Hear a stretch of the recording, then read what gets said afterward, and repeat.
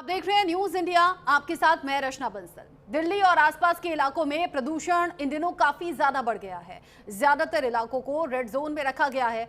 दिल्ली समेत पूरा एनसीआर, जहां पर सफेद धुंध की चादर से ढका हुआ एनसीआर नजर आ रहा है। सांस लेने में लोगों को मुश्किलों का सामना करना पड़ रहा है। लोगों का बाहर निकलना भी मुश्किल है। लोगों की आंखों में जलन हो रही है, सांस लेने में तकलीफ हो रही है। दिल्ली समेत पूरा एनसीआर मानो गैस चेंबर में तब्दील हो चुका है। दिल्ली एनसीआर में वायु गुणवत्ता जो है वो गंभीर रूप से खराब हो गई है, यानी कि एक्यूआई बहुत ज्यादा बढ़ा हुआ है। दिल्ली एनसीआर के कई इलाकों में स्थिति बेहद गंभीर है। ऐसे में क्या करें, क्या ना करें, कैसे बढ़े हुए एक्यूआई से हम अपना और अपना परिवार सुरक्षित रख सकते हैं, आगे एक्सपर्ट्स के जरिए जानेंगे। पहले रिपोर्ट।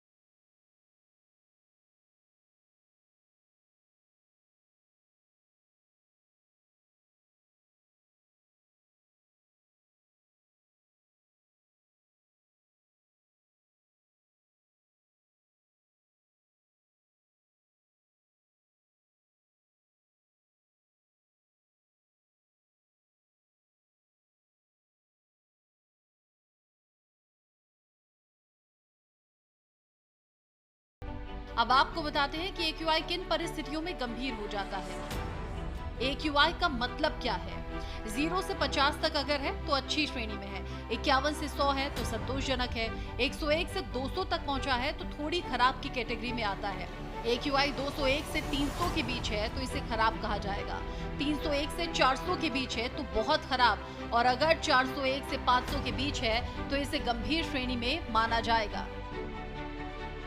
दिल्ली की हवा साल दर साल हमें याद दिलाती है कि विकास की दौड़ में हमने सांसों की कीमत बहुत महंगी चुकाई है। हम कब तक मास्क के पीछे अपनी लापरवाही छिपाते रहेंगे, ये सवाल बड़ा है।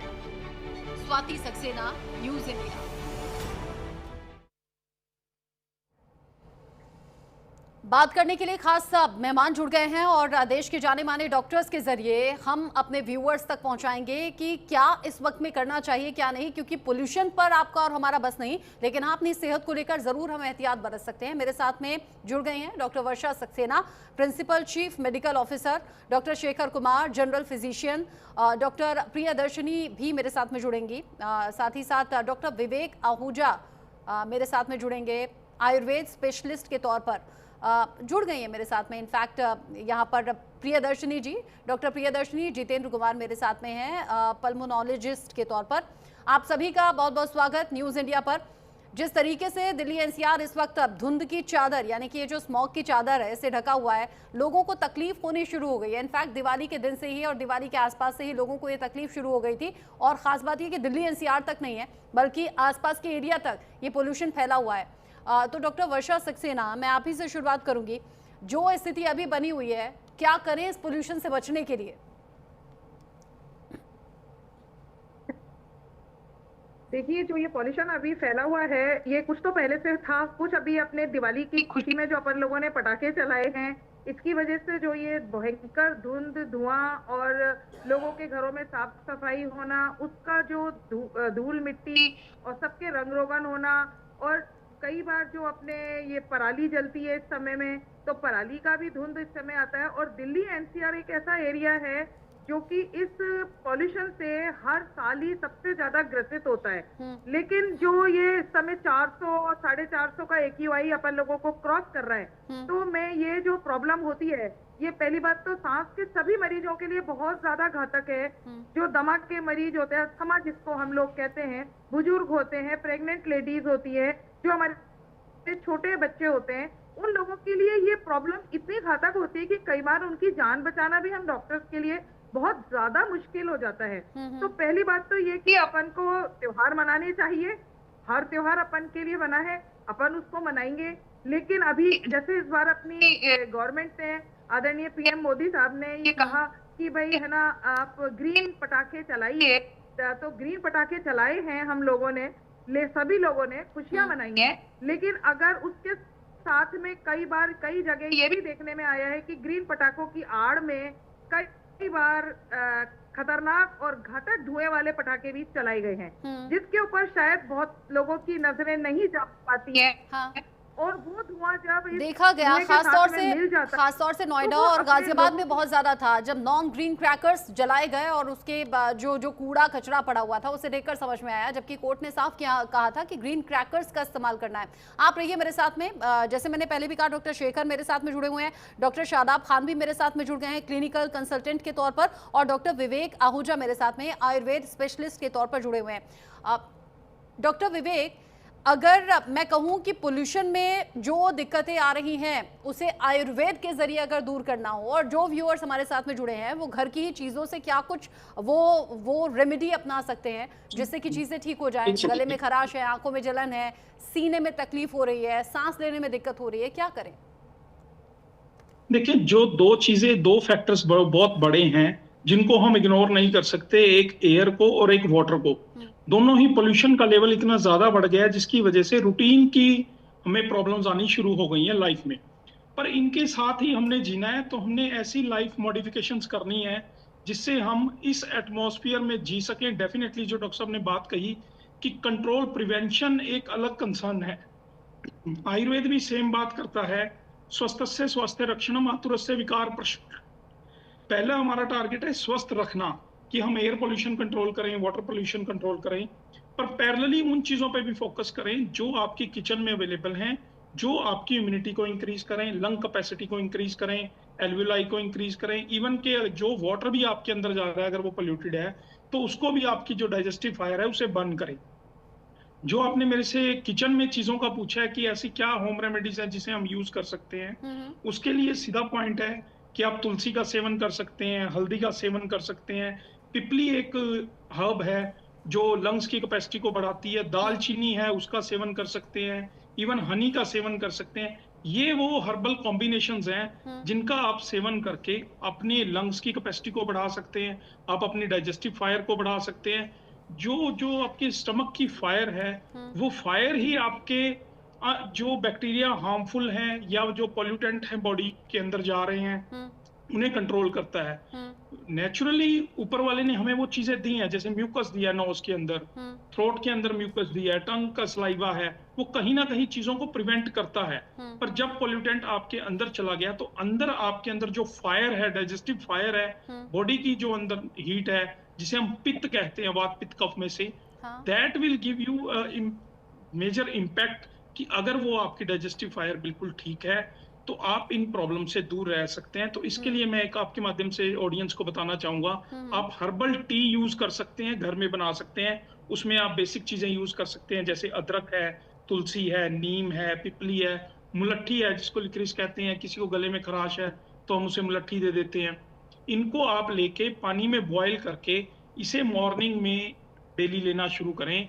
इससे आपका डाइजेस्टिव सिस्टम इंप्रूव होगा, इससे आपकी लंग्स की जो एल्वियोलाई हैं उनके अंदर जो कफ म्यूकस आ गया है वो बर्न आउट होगा।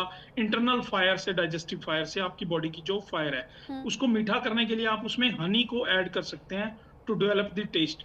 अगर आप इसे रेगुलर यूज करते हैं। और सेकंड जो मेन प्रोटोकॉल है आयुर्वेदा का, कहीं ना कहीं आप लंग कैपेसिटी को इंक्रीज करने के लिए प्राणायाम का यूज कर सकते हैं, जिसे मॉडर्न में अब हम ब्रीदिंग एक्सरसाइज के साथ कंपेयर करने लग गए हैं। गो फॉर द प्राणायाम, भ्रामरी है, कपाल भाती है, तो कोई भी एक प्राणायाम जिसे हम ब्रीदिंग एक्सरसाइज कह लें वो कर सकते हैं। या मॉडर्न में आज इंस्ट्रूमेंट्स आते हैं जिससे आप स्पायरोमीटर कहते हैं हम उसे, वो भी एक प्राणायाम का ही एक एंगल है कि हम उस बैलून्स को ऊपर तक लेके जाएं और फिर नीचे ले आएं। तो कोई ना कोई रेगुलर एक्सरसाइज करना, वॉक करना और हर्बल टी यूज करना आपको कहीं ना कहीं इम्पैक्ट यानी आप कह रहे हैं कि जो एक्सरसाइज है या फिर जो योगा है उससे चीज़ें इंप्रूव हो सकती हैं, और जो घर की किचन में ही कुछ चीज़ें अवेलेबल रहती हैं उनको अगर आप यूज़ में लाएं तो फिर इस पोल्यूशन से आप काफ़ी हद तक बच सकते हैं। लेकिन डॉक्टर शेखर कुमार, बहुत से लोग ये भी सवाल करते हैं कि भाई हम तो घर में बैठे थे, फिर हम कैसे इस पॉल्यूटेड एयर के संपर्क में आ गए? हम तो सड़क पर नहीं गए, हम तो बाहर नहीं गए, पोल्यूशन का असर घर में कैसे हो गया? नमस्कार, मैं डॉक्टर शेखर।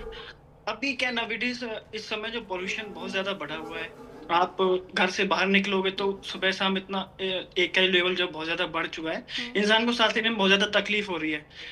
हॉस्पिटल्स के अंदर भी बहुत ज्यादा केसेस बढ़ रहे हैं सांस की दिक्कतों की वजह से।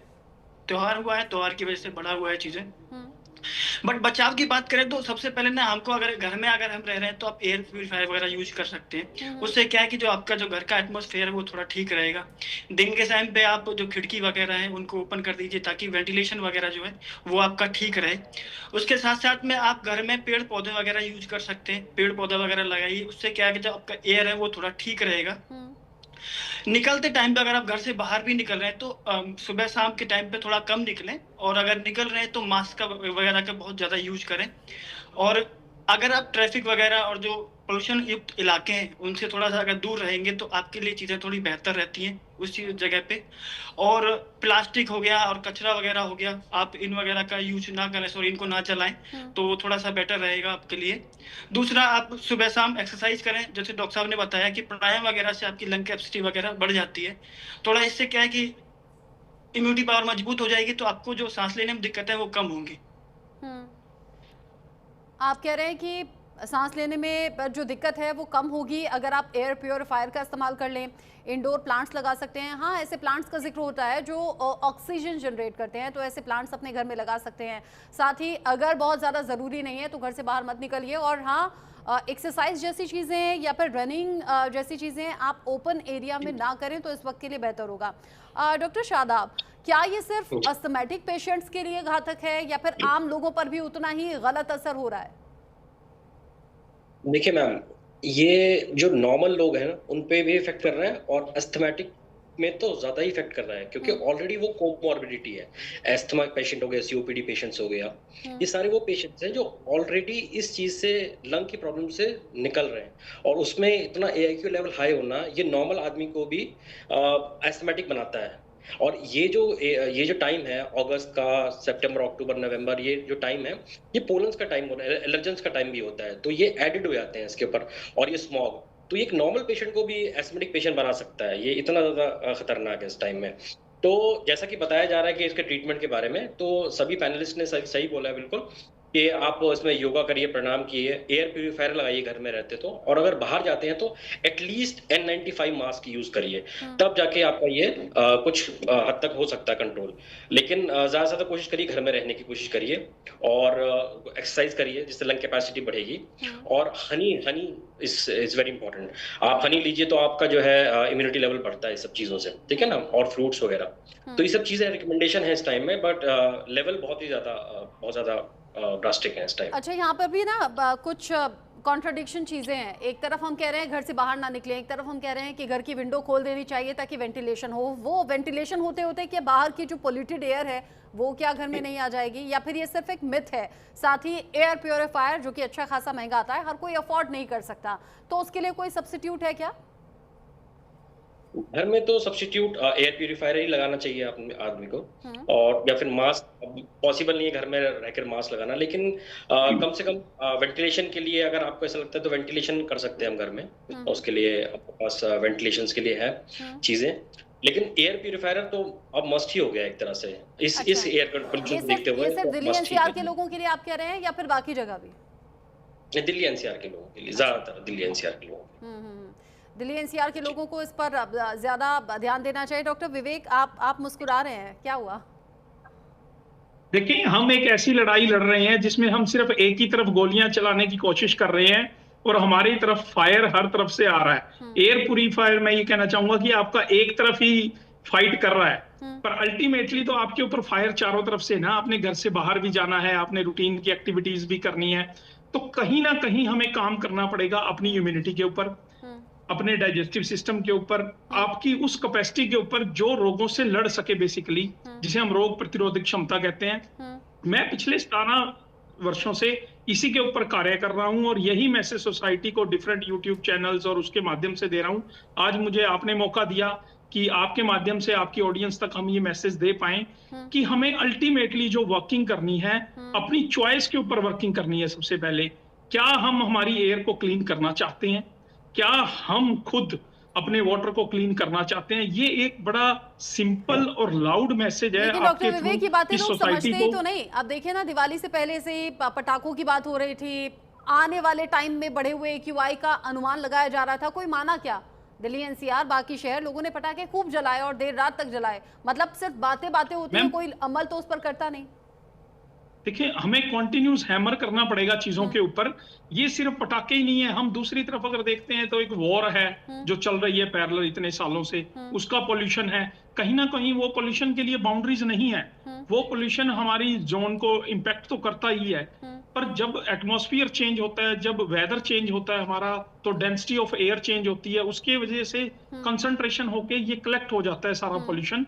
हमें उस एंगल को भी एक्सप्लोर करना पड़ेगा। सरकार अपना काम कर रही है, पर हर एक इंडिविजुअल को ये सोचना पड़ेगा, जैसे डॉक्टर साहब ने बताया, कि कहीं ना कहीं हमें प्लांटेशन इंक्रीज करनी पड़ेगी। हमें कहीं ना कहीं 2 ही फैक्टर्स हैं जिस पे हमने काम करना है। हमारे थॉट प्रोसेस के ऊपर कि हम प्लांटेशन लगाएं और हम पोल्यूशन मिनिमम करें, शेयरिंग ऑफ कार्स करें, कोई भी टूल है ऐसा जो हमारे पास रूटीन में आपके माध्यम से मैसेजेस आते हैं। दूसरा, हम बॉडी की इम्यूनिटी के ऊपर पैरेलल काम करें कि हम अपने आप को डिजीज ही ना हो। ये पोल्यूशन रहेगा, हमने इसको कम करना है ओवर द नाइट। आज हम डिस्कस करके कल इसे कम नहीं कर सकते। अगर आज हम स्टेप्स लेना शुरू करेंगे तो नेक्स्ट ईयर जो दिवाली आएगी या नेक्स्ट ईयर जब ये वेदर चेंज होगा, तब हमें इसके रिजल्ट्स मिले। जहां आज हम 400 पे खड़े हैं, अगर हम उसे 300 भी अचीव कर लेंगे तो आपके माध्यम से ये बहुत बड़ी सक्सेस होगी हमारे न्यूज चैनल की, कि आपके शो से हमने वो इम्पैक्ट जनरेट किया। पर मेरा फिर मैसेज लाउड एंड क्लियर ये है, जैसे डॉक्टर साहब ने कहा कि सिट्रस फ्रूट का यूज करना है। जैसे फ्रूट्स को कहा, सिट्रस फ्रूट में इस टाइम सीजन में आंवला आ जाता है। आंवला एक बहुत अच्छा विटामिन सी का रिच सोर्स है। आंवले से आयुर्वेदिक प्रिपरेशन है। चरक संहिता में 1st अध्याय में लिखा है 62 नंबर से 69 नंबर श्लोक में अबाउट द च्यवनप्राश। 42 हर्ब्स के साथ बनता है, गुड़ के साथ बनता है, घी के साथ बनता है, लोहे के बर्तन में बनता है। आयरन आपके अंदर जा रहा है, घी आपको इम्यूनिटी प्रोवाइड कर रहा है, आंवला अपने आप में विटामिन सी का रिच सोर्स है, तो हमें वो चीजें ऐड ऑन करनी चाहिए। अच्छा, ये विटामिन जैसे सी में जो सिर्फ वर्कआउट आंवला है करते क्या? हैं। मतलब क्या लेमन या ऑरेंज या बाकी इस तरह के फ्रूट्स नहीं है क्या? मैं एक उस फ्रूट का नाम ले रहा हूँ जी जो इस वक्त प्रायोरिटी पे है। अच्छा, आंवला ओके। वेदर सीजन में आ गया है और इस वक्त आप हर जगह देख रहे हैं च्यवनप्राश च्यवनप्राश। जैसे हम भी हैं, जैसे डॉक्टर राकेश चौधरी जी हैं, पीएचडी हैं and he is in chemistry, उन्होंने काफी रिसर्च की हमारे साथ उसके ऊपर। तो हमने पर्सनली ऑब्जर्व किया है कि जब आप रूटीन में ये चीजें लेने लग जाते हैं तो आपको उसका बेनिफिट मिलता है। सेम हमने कोविड में भी इस चीजों को फेस किया। कोविड में भी सेम कंसर्न था हमारे पास कि हमारे पास लंग्स का इशू आ रहा था, फाइब्रोसिस ऑफ लंग हो रहा था, लंग के ऊपर वायरस जल्दी अटैक कर रहा है, लंग्स को डैमेज कर रहा है। तो हमने वो चीजें आयुर्वेद के माध्यम से सोसाइटी में पास ऑन की जिससे आपकी इम्यूनिटी इंक्रीज हो सके। वैक्सीनेशन एक पार्ट है, आपका आइसोलेशन एक पार्ट है। मैं फिर वहीं आऊंगा कि फाइट चारों तरफ से हो रही है, आपके ऊपर बम्बार्ड चारों तरफ से है, तो आपको अपने आप को एक कवच के अंदर लाना पड़ेगा। वो कवच आपकी रोग प्रतिरोधक क्षमता है, आपकी इंटरनल इम्यूनिटी है। इम्यूनिटी के ऊपर काम करने के लिए जो जैसे डॉक्टर साहब ने कहा था, द सिट्रस फ्रूट का यूज करना है। गुड़ बड़ा अच्छा इम्यूनिटी के ऊपर कार्य करता है, हल्दी बड़ा अच्छा कार्य करती है, घी बड़ा अच्छा कार्य करता है। इवन के एक बड़ा फेमस फॉर्मूला है आयुर्वेद का जिसमें पिपली का यूज करते हैं हम, मग पीपल कहते हैं उसको। एक काली मिर्च होती है छोटी, पिपली बड़े वाली काली मिर्च होती है। उसको एक चुटकी को अगर शहद के साथ आप डेली लेने लग जाएं तो आपकी कितनी भी पुरानी ब्रोंकियल अस्थमा की प्रॉब्लम है वो आपको with in 3 to 6 months cure होती है। सेम विद द दालचीनी, अगर आप दालचीनी को पानी के अंदर उबाल कर लेने लग जाएं आपकी कार्डियक प्रॉब्लम्स और रेस्पिरेटरी प्रॉब्लम्स बंद होती हैं। मैंने अपनी 15 साल की प्रैक्टिस में ये देखा, जिन पेशेंट्स को इवन के इनहेलर चल रहे हैं, चाहे वो बुडाकोट है, एस्थलीन है या फोरकोट है, कोई इनहेलर भी चल रहा है, अगर आप रेगुलर यूज च्यवनप्राश का और दालचीनी का यूज करना शुरू करते हैं तो आपकी डिपेंडेंसी इनहेलर्स के ऊपर कम हो जाती है, frequency of intake of inhalers कम हो जाता है। तो इन चीजों के रचना जी बड़े अच्छे रिजल्ट्स आते हैं और ये हमने अपनी प्रैक्टिस में ऑब्जर्व किया है। प्लीज आप बता रहे हैं अलग अलग चीज़ों का इस्तेमाल करके अच्छे रिजल्ट्स आ सकते हैं और हाँ, लोगों को अवेयर होने की ज़रूरत भी है। डॉक्टर वर्षा, मैं देख रही हूँ जिन लोगों को पहले से प्रॉब्लम थी वो तो ज़्यादा प्रॉब्लम में आ गए, लेकिन जिन लोगों को प्रॉब्लम नहीं है वो भी इन दिनों ठीक नहीं फील कर रहे हैं। गले में खराश हो जाना, सिर का जकड़ा जकड़ा सा रहना, सर दर्द रहना, आंखों में जलन और इचिंग की प्रॉब्लम होना, सीने में वो भारीपन सा होना, ये मेल फीमेल, बच्चे, बुजुर्ग, युवा, इन सब चीज़ों पर भी डिपेंड करता है क्या? नहीं, अगर अपन इसको यूं जोड़ें कि ये मेल फीमेल या बच्चे बूढ़े, लेकिन हाँ फिर भी कुछ फैक्टर्स अपने ऐसे हैं एज के, जैसे छोटे बच्चे होते हैं अपने 5-7 साल से छोटे बच्चे और 50 साल 60 साल से ऊपर के अपने जो बुजुर्ग हैं उनके ऊपर ये, और गर्भवती महिलाएं खासतौर से, उन लोगों के ऊपर ये, अगर वो पहले से बाय द वे अस्थमा के मरीज हैं या नहीं भी हैं और खांसी के इस माहौल में वो अगर बाहर निकलते हैं तो उन लोगों को ये फैक्टर बहुत ज्यादा अफेक्ट करता है। मैं मेरे साथी आयुर्वेद वाले जो साथी हैं उनकी बात में ऐड करना चाहूंगी, वो बहुत अच्छा कह रहे हैं, बिल्कुल सही कह रहे हैं, लेकिन एक बात जैसे कह रहे हैं वो बुडाकोट और ये सब बंद होते देखा है, उन्होंने जरूर देखा होगा। तो आयुर्वेद जो हमारा पद्धति है वो बहुत अच्छी पद्धति है और हमारे भारतीय पद्धति में सबसे प्राचीन पद्धतियों में से एक है वो। तो उसके अंदर जो इफेक्ट्स आते हैं वो थोड़े से स्लो आते हैं, जबकि एलोपैथिक जो दवाइयां काम करती हैं जब मरीज बहुत इस समय की पैनिक कंडीशन में आता है, इस समय जो अपनी कंडीशंस चल रही है वो बहुत पैनिक कंडीशंस चल रही हैं और मरीज बहुत ज्यादा अनईजी कंडीशंस में हमारे पास आते हैं कि उनको सांस बिल्कुल उखड़ के बाहर आने के लिए तैयार होता है और मरीज कहता है डॉक्टर साहब आप कुछ भी करके मुझे इंजेक्शन लगाओ, चाहे कुछ भी करो, मेरे को फटाफट रिलीफ चाहिए। तो जहां तक मेरे को पता है कि जो अपने इंजेक्शन और जो अपने फटाफट वाले इलाज है हमारे एलोपैथी में, वो इस समय में शायद ज्यादा कारगर हैं, और जो आयुर्वेद के हमारे साथी कह रहे हैं उनकी जो भी दवाइयां बहुत अच्छी कारगर दवाएं, वो अगर वास्तव में व्यक्ति लॉन्ग, यानी आप कह रही हैं अगर कोई सीरियस पेशेंट है, सांस लेने में बहुत दिक्कत हो रही है, तो इंस्टेंट इलाज के लिए एलोपैथी पर जाएं, और जिन लोगों को थोड़ी प्रॉब्लम महसूस हो रही है वो आयुर्वेद के साथ में जा सकते हैं, लेते हैं रेगुलर, जैसे अपनी जीवन शैली में इसको एक सम्मिलित कर लेते हैं, तो ये वास्तव में फिर ये प्रॉब्लम हम लोगों को जीवन में कम फेस होगी। जैसे हमारी महिलाएं हैं वो घर में काम करती हैं, जब वो घर में काम करती हैं और तो घर में झाड़ू पोछा भी करती है, तो वो धूल मिट्टी के कण जो उनकी नाक में जाते हैं वो भी उनके लिए अस्थमा प्रोड्यूस में एक एग्रीवेशन फैक्टर की तरह काम करते हैं। वो तेल में जो छोंका लगा रही है, जो तेल में छोंका लग रहा है, वो तेल का छोंके का धुआं भी और जो चिमनी का धुआं जो अंदर आ जाता है वो भी उनके लिए उस खांसी जुकाम के अंदर एग्रेवेटिंग फैक्टर की तरह काम करेगा। तो उस महिला को जो पहले से ग्रसित है उसको अगर अपने घर के काम तो करने ही पड़ेंगे ना महिलाओं को, उसके लिए उसको अपना नाक मुंह को ढक के काम करे तो उसको वो फैक्टर्स थोड़ा सा अवॉइड कर सकती है। काम तो करने पड़ेंगे और वो उन फैक्टर्स को अवॉइड कर सकती है। ऐसी सेम बात बाजार में भी अगर अपन जा रहे हैं, अस्पतालों की भीड़ में आ जाके मरीज जब लाइनों में खड़े हो जाते हैं, लगातार खांसते हैं, कुछ करते हैं, तो उनकी उस खांसी की वजह से मरीजों दूसरे मरीजों को भी प्रॉब्लम आनी चालू होती है और उस मरीज की कंडीशन डॉक्टर भी ज्यादा देर नहीं देख पाता और उसको पहले बीच में बुला लेता है, भाई तू पहले आ जा। लेकिन इस तरीके के मरीजों की इस समय तो भरमार है, हर मरीज सीरियस कंडीशन में आता है, तो वो मरीज को हर को फौरन तुरंत असर देने के लिए कुछ दवाएं एलोपैथिक की इतनी बढ़िया इंजेक्शन हैं कि हम लोग वो देके उनको तुरंत रिलीफ देना हमारा फर्ज होता है। और हम अगर इतना ज्यादा सीरियस कंडीशन में मरीज आएगा तो जाहिर सी बात है फिर इंस्टेंट इलाज के लिए एलोपैथी पर जाना ही पड़ेगा। डॉक्टर शेखर कुमार, आप क्या देख रहे हैं, बाकी दिनों के मुकाबले इन दिनों जो पोल्यूशन बहुत ज्यादा है दिल्ली एनसीआर में, तो पेशेंट्स की संख्या भी बढ़ गई है क्या? हाँ, परेशानी इस समय ज्यादा बढ़ गई है, पेशेंट की कंडीशन ज्यादा बढ़ गई है। इस समय जो ओल्ड एजेस जो पेशेंट है, जिनको पहले से अस्थमा की दिक्कत है, उनके लिए ये जो मौसम है, ये जो हवा है, धुंध है, ये बहुत खतरनाक है। जो दवाइयों से पहले से चल रहे हैं, अभी जो भी केस आ रहे हैं, उन्हीं की एग्रेवेट फैक्टर्स कंडीशन में आ रही है, जिनको सांस लेने में बहुत ज्यादा दिक्कतें हो रही है, रक्तचाप उनका बढ़ जा रहा है और परेशानियां काफी ज्यादा बढ़ जा रही है। तो उनके इसमें इमरजेंसी में लेके ही हम, जो मैडम ने बताया कि इमरजेंसी में ट्रीटमेंट किया जाता है उनको नेबुलाइजेशन वगैरह और इंजेक्शन की बेस पे ही कंट्रोल किया जाता है। बाकी चीजें अगर आप बचाव के लिए जाते हो तो बचाव के लिए आप यूज कर सकते हो जो आपकी इम्यूनिटी पावर को मजबूत करें, बट वो आपके लिए जो नॉर्मल पेशेंट हैं जिनको परेशानियां नहीं है, वो अगर इन चीजों को यूज करेंगे तो उनकी इम्यूनिटी पावर मजबूत होगी और उनको परेशानियां आगे चल के नहीं होगी। बट जिनको कंडीशन पहले से ही खराब है तो उनके लिए ये मौसम बहुत ज्यादा खतरनाक है। अच्छा, एक बात और, हम नॉर्मली रहें, मतलब बहुत तेज़ ना चलें, कोई एक्सरसाइज ना करें तो सांसें भी नॉर्मल होती हैं, मतलब ऐसा नहीं कि सांसें बहुत तेज़ चलने लगती हैं, धड़कन बहुत तेज़ हो जाती है। उस दौरान जो इनटेक होता है हवा का वो तेज़ हो जाता है जब हमारी धड़कन तेज़ होती है। तो क्या इन दोनों पर आप ये भी सजेस्ट करेंगे कि लोग रनिंग ना करें या लोग ओपन जिम में ना जाएं, और अगर वो इनसाइड जिम में जा रहे हैं तो वहाँ भी पोल्यूटेड एयर तो होगी ना, तो क्या ये हमारे स्वास्थ्य पर कोई नेगेटिव इम्पैक्ट डाल सकता है क्या डॉक्टर शेखर? नहीं मैम, अगर आप एक्सरसाइज करने जा रहे हो तो मॉर्निंग के टाइम पे जाएं। उस टाइम पे आपका जो थोड़ा श्वास हवा जो है वो थोड़ी ठीक रहती है। उस टाइम पे आप रनिंग करेंगे तो आपकी जो लंग कैपेसिटी है वो इंक्रीज होती है, आपके एल्वोलाई खुलते हैं और आपकी जो परेशानियां वो जो लंग्स की पावर कैपेसिटी है वो इंक्रीज होती है। बढ़े हुए पोल्यूशन में भी जा सकते हैं? आप अगर सुबह के टाइम पे जाएंगे तो इतनी परेशानी नहीं है, आप मास्क वगैरह यूज करके भी जा सकते हैं या फिर आप घर के अपने घर में ही एक्सरसाइज वगैरह कर सकते हैं, प्राणायाम कर सकते हैं, वो ज्यादा अच्छा बेटर काम करेगा आपका।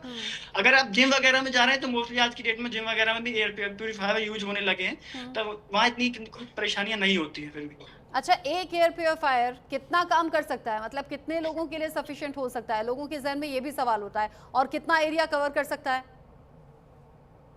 एक यार ज्यादा मुश्किल से मुश्किल आपका 10x10 और या फिर आप 10x15 के एरिया को कवर कर सकता है, वो अच्छा पीरियड। बट उसमें अगर पर्सन ज्यादा होते हैं, मेंबर्स ज्यादा होते हैं तो उसमें दिक्कतें होती हैं। अगर मेंबर्स घर में 3 से 4 या 4 से 5 मेंबर है तो उसमें आप यही काम कर सकता है एक प्यूरीफायर। अब ये भी जैसे हमने पहले भी कहा कि महंगा आता है एयर प्योरीफायर, हर कोई अफोर्ड नहीं कर सकता। आप कह रहे हैं 10x10 या 10x12, 10x15 के कमरे के लिए सफिशिएंट हो सकता है एक एयर प्योरीफायर, लेकिन बहुत ज़्यादा लोग हैं तो उस तरीके से काम नहीं करेगा। डॉक्टर शादाब, जो अभी कंडीशन बनी हुई है इंडोर प्लांट्स का जो हम जिक्र कर रहे हैं, वो तो फिर भी सस्ते पड़ेंगे ना। कुछ ऐसे प्लांट्स क्या आप सजेस्ट करेंगे और क्या ये वाकई काम करते हैं इंस्टेंट? एयर प्यूरिफायर जो है काम तो करते हैं, इंस्टेंट काम करते हैं एयर प्यूरिफायर्स। बेसिकली इनका जो मेन काम होता है एयर प्यूरिफायर्स का, वो जो इनका पीएम लेवल होता है ना, वो उसको कम कर देते हैं और मेन तो वही प्रॉब्लम क्रिएट करते हैं, जो एलर्जेंस होते हैं उनको हटा देते हैं, ठीक है ना। ज्यादातर जो मैक्सिमम गैसेज होती है उनको प्यूरिफाई कर देते हैं और जो नॉर्मल गैसेज होती हैं एयर के अंदर वो रहती हैं उसके अंदर, जैसे ऑक्सीजन होता है तो वो रहता है। तो ये बहुत ज़्यादा अच्छा काम करते हैं और यही आज की डेट के अंदर जितना लेवल बढ़ा हुआ है और बाहर की हवा इतनी खराब है, तो यही एक सॉल्यूशन है इंडोर्स के लिए, तो यही एक सॉल्यूशन बचता है आज की डेट के अंदर। अब हाँ, थोड़ा महँगा आता है, ये बात सही है आपकी बिल्कुल। लेकिन इसके अलावा ऑप्शंस हमारे पास कम है उस टाइम अभी, ठीक है ना? एयर प्यूरीफायर है और जब बात इम्यूनिटी की हो रही है, इम्यूनिटी एक दिन का काम नहीं, इम्यूनिटी लॉन्ग टर्म की चीज़ है।